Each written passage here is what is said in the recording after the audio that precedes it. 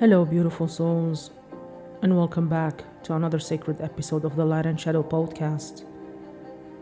I am so honored to be here with you again, or maybe for the very first time. Welcome. Your presence is no accident. Your healing is holy, and I'm so grateful to walk this path with you. Whether you're listening in your car, on a walk, or curled up somewhere safe, I want to thank you for showing up for yourself, for choosing to return to your truth, for choosing softness, even in a world that taught you to armor up. Before we begin, I want to gently remind you that this podcast is a space for energetic, spiritual, and emotional healing. The insights shared here are not a substitute for professional mental health or medical treatment. If you're navigating deep trauma, mental health struggles, or physical symptoms, I encourage you to reach out to a qualified medical or psychological professional for support. You deserve the fullness of care from all the realms. What I offer here is soul medicine, energy medicine, a remembering of the wisdom already inside you. Now, for those who are new, I'm your host, Reiki Master, Life Coach, and Intuitive Healer. And in this space, we journey through the beautiful spiral of remembrance, of healing, reclaiming and becoming whole again. And here on this podcast, we don't run from the shadows. We walk with them. We uncover the hidden patterns, the ancestral stories, and the emotional wounds that are waiting for our love. We explore what it means to return to ourselves, to our truth, our tenderness, our light. In our last episode, we explored the powerful process of learning how to trust yourself again after betrayal, how to rebuild that sacred bond between you and your own inner knowing. And today, we meet someone you've might forgotten about. We meet the child within, that little version of you who still lives inside your body, not metaphorically, energetically. The child who once laughed freely, cried without shame, dreamt without limit. The child who learned through life, through family, through trauma, how to adapt, perform, please, or protect, just to survive. Today's episode is called Healing the Inner Child While Still Being an Adult. And it's for every grown soul who still feels the ache of unmet needs, who still struggles to speak up, to feel safe, to trust love, to stop hustling for their worth. We're going to dive into what inner child work truly means, what it looks like in every adult life, and how you can begin to reparent yourself gently, deeply, and with love. And if this episode moves something in you, please subscribe, share it, and come follow me on TikTok at greyethereus for daily practices and guidance to support your path. Now take a deep breath and let's begin. The past is not behind you. It lives within you, waiting for a softer ending. Your inner child isn't just a memory or a photograph tucked away in an old album. They are a living, breathing energy within you, a consciousness, a pulse in your nervous system, a whisper in your emotions. They are the very first version of you, the one who came into this world wide-eyed, unfiltered, whole. When we talk about inner child healing, we're not talking about fantasizing the past. We're talking about sitting with the pieces of you that never got to grow up in safety. We're talking about the parts that were never validated, never soothed, never seen as sacred. It's not just about remembering what happened. It's about recognizing that those experiences never really ended. They were simply buried. They became the silent script that still runs your life today. That 5-year-old who cried in a dark room while no one came, they're the one who now feels triggered when you've left unread. The 9-year-old who learned that silence meant survival, They're the reason you freeze up in conflict, afraid to speak. The 12-year-old who was told they were too much, too loud, too emotional, too weird. They're the one who now edits themselves in relationships, always scanning for approval, always trying not to be abandoned. Inner child work is not just a spiritual exercise, it's emotional surgery. It's learning to sit beside your own past and say, I believe you. I'm sorry you went through that. You shouldn't have had to. But I'm here now. And I'm not going anywhere. Because that child didn't disappear when you turned 18. They didn't dissolve when you became more functional or successful or mature. No. They went underground. They became the tension in your throat when you want to speak. The panic in your chest when someone gets too close. The guilt in your stomach when you dare to rest. They live in the choices you make, the partners you choose, the boundaries you break, and the dreams you're afraid to chase. So inner child work is not about blame. It's about liberation. Not about rewriting the past, but about offering it a new kind of presence. It's saying to the younger you didn't need to be perfect. You didn't need to earn love. You only needed what every soul longs to. Safety, validation, and unconditional belonging. And now, you have the power to give that. You, the adult, get to reparent the child. You get to become the protector, the nurturer, the safe haven you always needed. Not perfectly, but intentionally. Not all at once, but moment by moment. Because when you offer compassion to your past self, you shift your entire future. Now, I'm gonna need you to place one hand over your heart and the other over your belly. Breathe deeply, slowly. Let this land in your body, not just your mind. Repeat aloud or silently. I welcome the child within me. I see you. I hear you. I believe you. You are no longer alone. You are safe with me now. I promise to love you, to listen to you, and to never abandon you again. We are healing together. Let the words move through you like a lullaby for your soul. This isn't just an affirmation, it's a vow. A sacred contract between your adult self and the child who's always been waiting for your return. You see, the inner child doesn't knock on the door of your consciousness with words. They show up in patterns, in triggers, in tender places where your adult self feels confused, ashamed, or too much. They show up when you over-apologize for simply existing because you were told that your needs were a burden. They show up when you freeze during conflict, not because you were weak, but because once silence kept you safe. They show up when you crave intimacy, then feel suffocated when it arrives because your nervous system is torn between longing and fear. They show up when you attract emotionally unavailable people because that's the template love was modeled on. They show up when you minimize your own needs just to feel seen, even if it costs you everything. And they show up when you can't fully trust peace or joy because you learn that the good moments never lasted. These aren't character flaws, they are echoes. Echoes of a childhood that didn't know consistent warmth or emotional safety. They are brilliant survival mechanisms that once kept you safe. But you are no longer that child. You are the adult now. And the gift of being the adult is you can choose again. Let me tell you about a client. We'll call her Mary.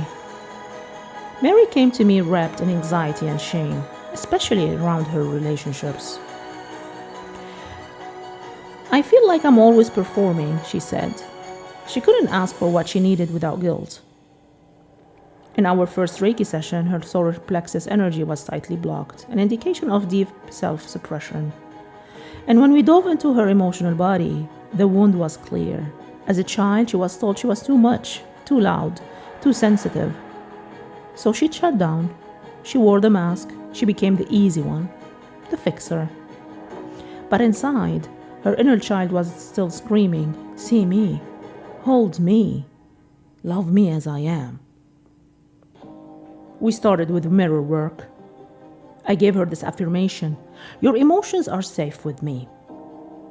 She'd place her hand on her heart and say it each morning, at first through tears, then with tenderness.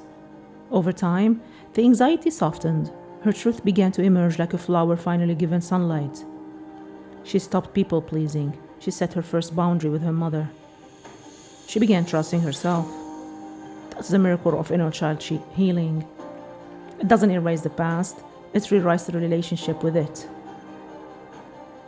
So here's your invitation. I see the child within me. I honor their fears. I listen with love. I am safe to choose differently now. Let that settle. Let that become your new foundation. These are the signs that your inner child needs attention.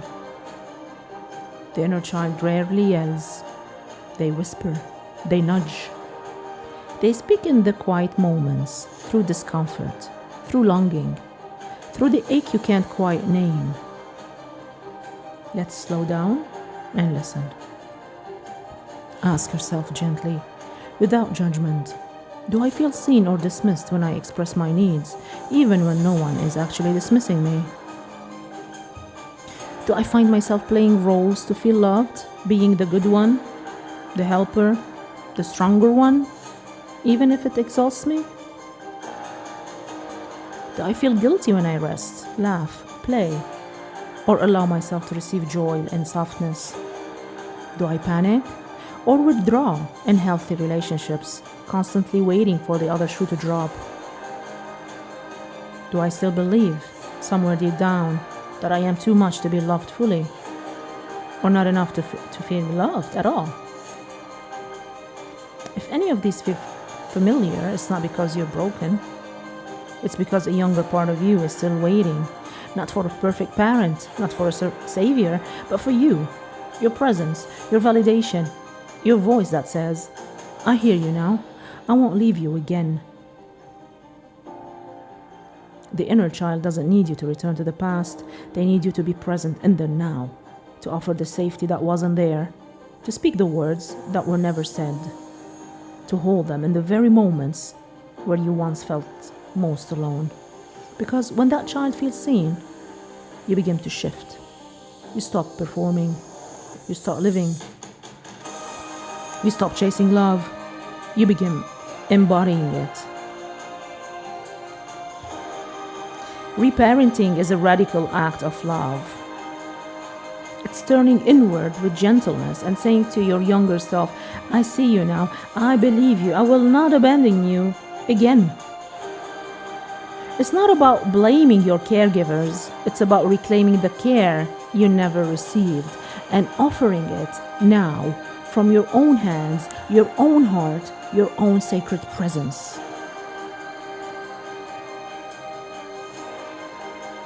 Reparenting is the quiet, I've got you, when your chest tightens with fear and you want to shut down. It's the warm cup of tea at the end of a long day because no one ever tucked you in, but now you will. It's the reminder you don't have to prove your worth to be held. You are not parenting the child you were. You are tending to the child who still lives inside you, and they don't need a perfect parent. They need a present one, you. Here are a few ways to begin this sacred practice. Daily affirmations. Speak to your inner child with words you long to hear. For example, you are safe now. You are not too much. You are so lovable just as you are. I will protect you. I will never leave you again. Say them out loud. Whisper them in the mirror. Write them on your bathroom wall. Let them become the soundtrack to your nervous system. Write a letter to your younger self, the 5-year-old, the 11-year-old, the teenager who was never allowed to feel. Let them respond. Ask them, what are you afraid of? What do you wish someone told you? What do you need from me today? What did I need most as a child that I didn't receive? What was I taught about love, safety, and emotions? How do I still carry those beliefs into my adult life? And what would it look like to give that little me what they needed right now? You might cry, you might laugh, you might feel awkward. That's okay. You're building trust. You're building a bridge. Give yourself the freedom to feel all of it. Say out loud, it's okay to cry. It's okay to be angry. It's okay to feel lost and sacred sometimes. When we validate our feelings, we stop hiding from them, and they stop having to scream to be heard. Also, look at yourself. Really look at the mirror. Not with shame, with the eyes of a parent who finally sees their child. Put your hand over your heart and say, I love you. You're safe with me now. I'm sorry I abandoned you. I'm here now. This is a practice of presence, not perfection. Even 60 seconds a day can shift your inner world. Let joy return. Let silliness return. Let softness return. Color. Dance in the kitchen. Sing badly and loudly. Build a blanket fort. Play a game. Lay in the grass. Joy is not a reward for healing. It is part of the healing. Your inner child doesn't just want to cry. They want to play. They want to live. Give them that. Give yourself that. Let's take a quiet moment together now to reconnect, to soften, and to offer your inner child the love they've always needed. Here's a short guided meditation just for that. Now, find a quiet space. Light a white or pink candle. Sit in stillness and close your eyes and place one hand over your heart. Take a deep breath in and exhale slowly. Let your body soften. Let your shoulders drop. Visualize your younger self walking toward you. How old are they? What do they look like? See their face. Notice how they feel. Open your arms. Let them sit beside you. In your mind or aloud say, I see you. I'm sorry I didn't come sooner. You don't have to protect me anymore. I've got us now. You are safe now. You don't have to do it alone anymore. I'm here, and I'm not going anywhere. Now repeat those words after me. I am the safe place my inner child never had. I no longer abandon myself to be loved. I honor the child I was and nurture the adult I'm becoming. I trust myself to hold my emotions with love. I am allowed to grow, even from pain. Now, imagine wrapping them in a warm, loving light, any color that feels comforting to you. Take one deep breath, and when you're ready, Whisper to your younger self while hugging them. We're home now. Stay here as long as you need. And when you're ready, blow out the candle as a symbol of new protection. Now gently open your eyes. Beautiful souls, your inner child isn't a weakness. They're your compass.